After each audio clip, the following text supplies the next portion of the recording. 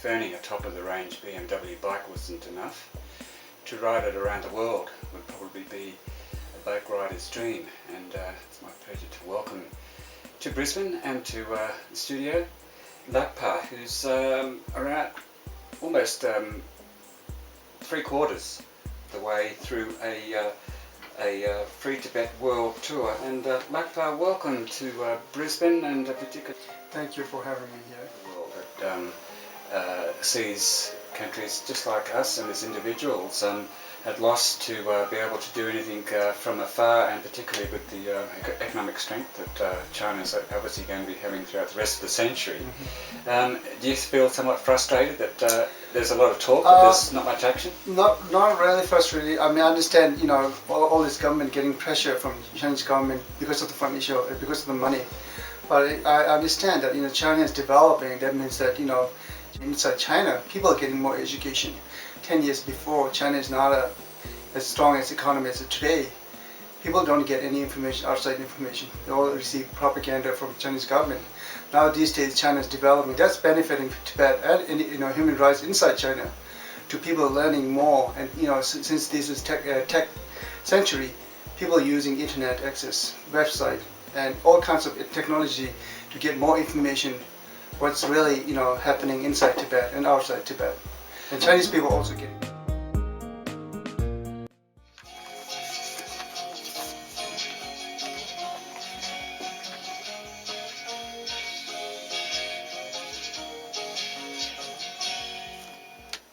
That's Shishkin and Chumbi with the track ripped off on 4ZZZ. It's about 7 minutes after 5 o'clock. This is the Frog and Peach, and I'm delighted to have in the studio with me a fellow called Lakpa, who's riding around the world on his on a very nice motorbike. I think I've seen that BMW. That's correct. I choose this motorcycle because before I started travel, I researched my motorcycle for 6 months to see which motorcycle is the best to travel around the world.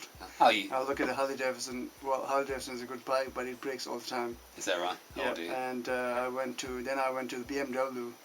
BMW has a very good reputation about the bike, and also Yvonne McGrath, Charlie Bowman, they ride around, you know, the whole Africa for this for their trip all the way down. Who was that fella? Sorry. Yvonne McGrath. Yvonne McGrath. Charlie Bowman, and they, you know, and I read their stories about how they, you know, how they ride the bike BMW, and also the BMW has service all over the world. So if I take BMW, it should be having any problems. Because if I have any problem, there's a service throughout the world, so it's easier for me. What if you're in the middle of the desert somewhere? Probably not, because I'm not planning to go in the middle of the desert, because my project is more like a cost than the travel. So yeah, and you got that flag at the back. You keep the Tibetan flag flying the whole time. When you're in traffic, do you wrap it up? Actually, I'm not flying in a highway, but you know, if I'm in a city, I fly it. Do you? Yeah. Yeah. Do you get a lot of comments when you just out riding? People actually stop by and ask. You know, there are people that doesn't know anything about Tibet, so they stop me and ask what's the flag for. Yeah.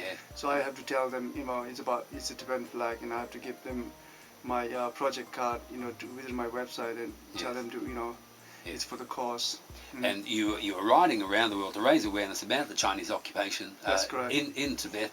And what is the reaction you've had from the Chinese people you've met? I met Chinese older people on the way in Europe and US and Canada. So they were telling me they moved to the United States 10-15 years ago. Before that, they were in China. They don't hear anything about Tibet, and you know, all they hear is propaganda from Chinese government. So once they move to, you know, United States, Canada, and Europe, they find out that in the fact that what's really happening through outside world. So people are learning more, and you know, sympathize Tibet cause, and they were saying that this Tibet should be, you know, issue should be resolved. All right. As far as your trip goes, it must be expensive. Yeah, it is expensive. I put around like $30,000 for expenses. Yeah. You dipped in the retirement fund. Definitely, yeah. I took my retirement out, and I thought this is very important. The reason I started this tour is in 2008. There's a huge demonstration inside Tibet, and Tibetan people living in Tibet, you know, they did a demonstration. You're doing political demonstration inside Tibet. Basically, you're sacrificing your life. They put it to jail for 35 years, 40 years, or life sentence, or death sentence. after the demonstration, I heard that there are more than 5 people put a death sentence because of the demonstration. Tibetan people in Tibet, they don't have any, freedom, and they live in fear all the time, so they couldn't take it anymore. So they did a huge demonstration in 2008. So I thought that I live in a free country. I thought that I should do something, to give them a voice, because otherwise they don't have any voice. Is what you're doing getting back to the people in Tibet? Definitely, yeah. There's a radio free issue that goes throughout Tibet and China. So people listening, what am I doing? I get interview from Radio Free Asia, the Voice of America. Those are the 2 radios that goes airs in Tibet and in China. So people know what am I doing, and Is there a pirate radio in Tibet? Actually, they try to. I heard the Chinese government try to intercept the reception, but they could not. But people are getting smarter these days how to get a better reception in Tibet and China. Are they up in the hills? Exactly, yeah. They got a little transmitter up there. Mm-hmm. That's very brave. Definitely, yeah. Mm-hmm. Now, I understand you're a refugee. You come from a refugee family yourself. Yeah, my parents escaped Tibet in 1967. When my parents escaped in 1967, my parents has 6 children, and I was in my mom's womb. They escaped from Tibet, and when they arrived in India, Dharamsala, I was born. And within 6 months, my mom died, and I was told that she went to the bathroom and she never came back.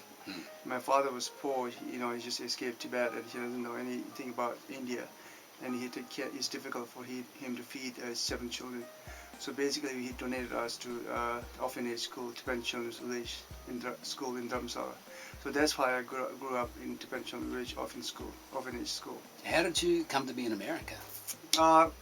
In 1995, I moved to America because I applied for a visa to America, so I got granted a visa.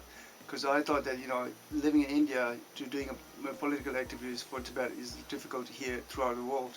See, if you're in America, it's easier to do any political, activities for Tibet.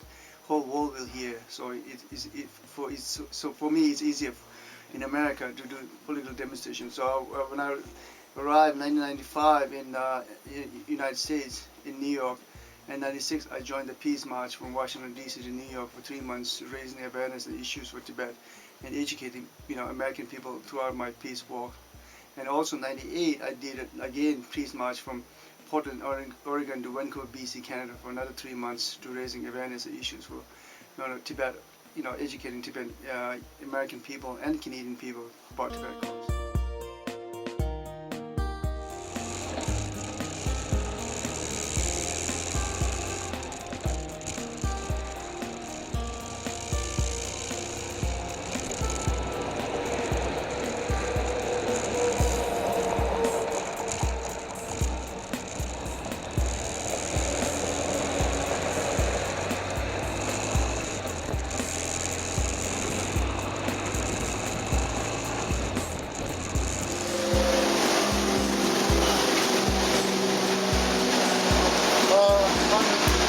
Station, and I'm on my way to Newcastle.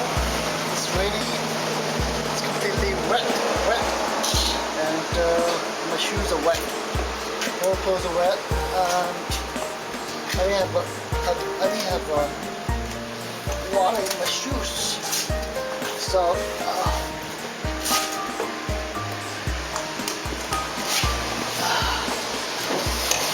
see, all my socks. Right?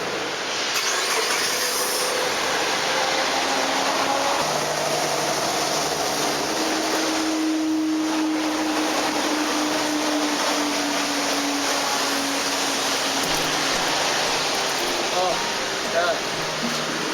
Rain whole day.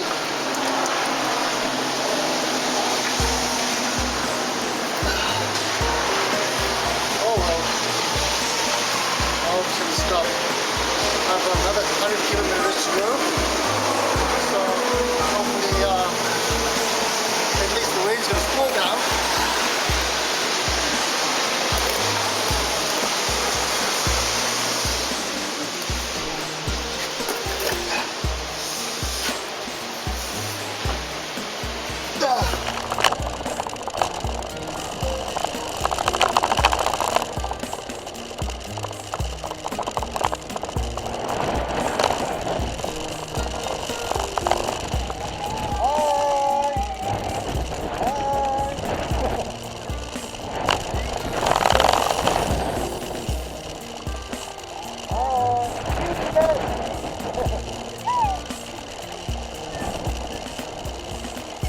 Back.